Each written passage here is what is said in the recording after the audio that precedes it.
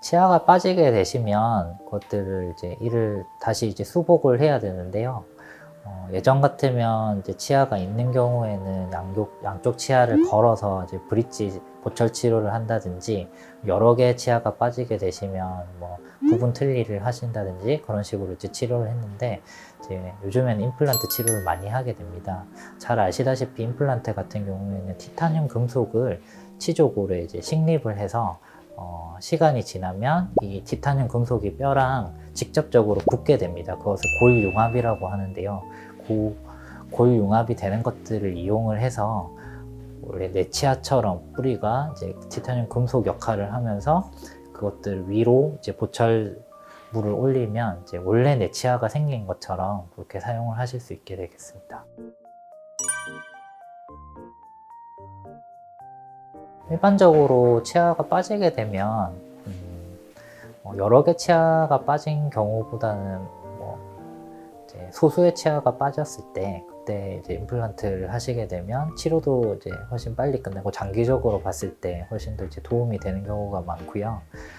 다수 치아가 빠진 경우에도 이제 전체 틀니나 부분 틀니를 이제 사용을 일반적으로 하시게 되는데, 아무래도 이제 끼고 빼고 하시는 거를 이제 관리하시는 게 쉽지는 않으시고, 씹는 힘 자체가 원래 내이만큼 이제 잘 씹을 수 없기 때문에 이제 임플란트를 사용을 해서 보철을 하게 되면 거의 내 치아, 원래 자연치에 가깝게 저작을 할 수 있어서 도움이 될 것 같습니다.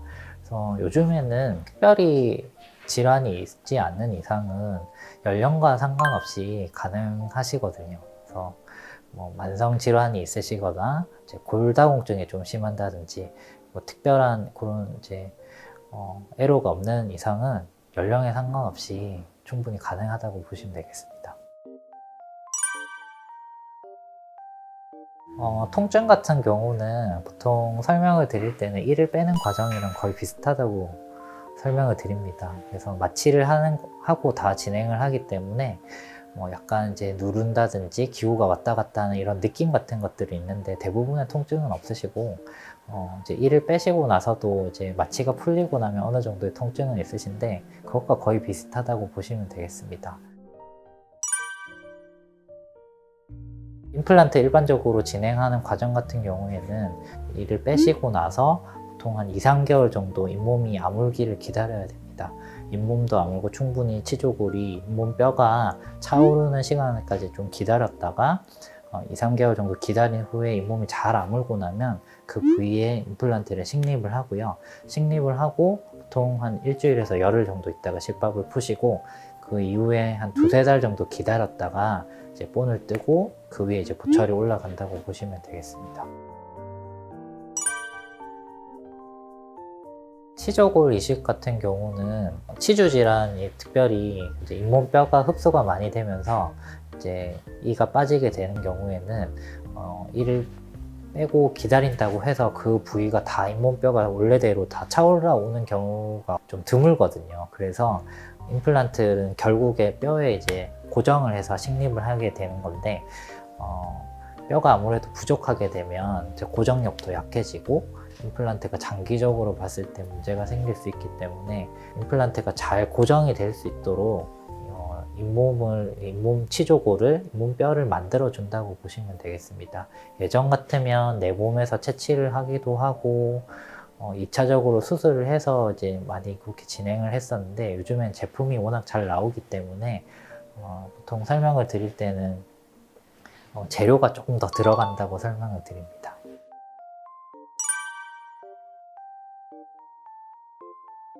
예전에는 임플란트가 그 컨셉에 따라서 종류가 여러 가지가 있었는데, 요즘에는 하나의 컨셉으로 이제 정리가 되는 것 같습니다. 그래서 물론 이제 상황에 따라서 여러 임플란트를 호환을 해서 사용을 하기도 하는데, 이제 회사 규모라든지 그런 제품의 종류에 따라서 약간씩 차이가 있을 수는 있겠지만, 요즘에 워낙 제품들이 많이 잘 나오고 연구가 어느 정도 이제 잘 진행이 되다 보니까 제품의 차이는 그렇게 큰 것 같지는 않습니다.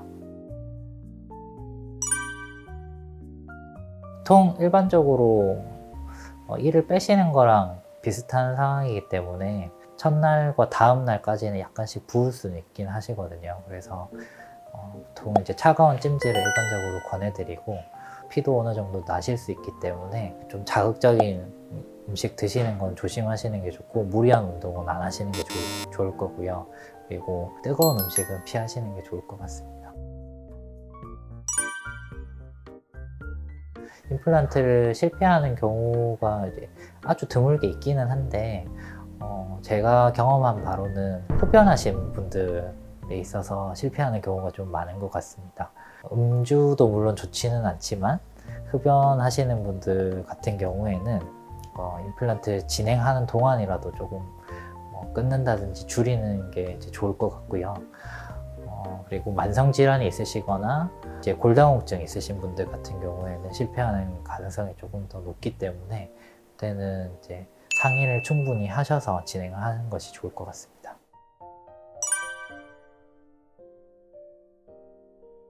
약을 보통 일반적으로는 5일에서 일주일 정도 중단을 하시고 진행을 하는 경우가 일반적으로 있고요. 그렇게 했을 때는 이를 빼시는 거랑 발치하시는 거랑 크게 다르지 않기 때문에 충분히 가능은 하십니다. 그리고 피치 못하게 이제 약을 끊기가 힘든 경우에도 진행을 하는 경우가 있는데, 지혈만 잘 되신다면 크게 문제는 없을 것 같습니다.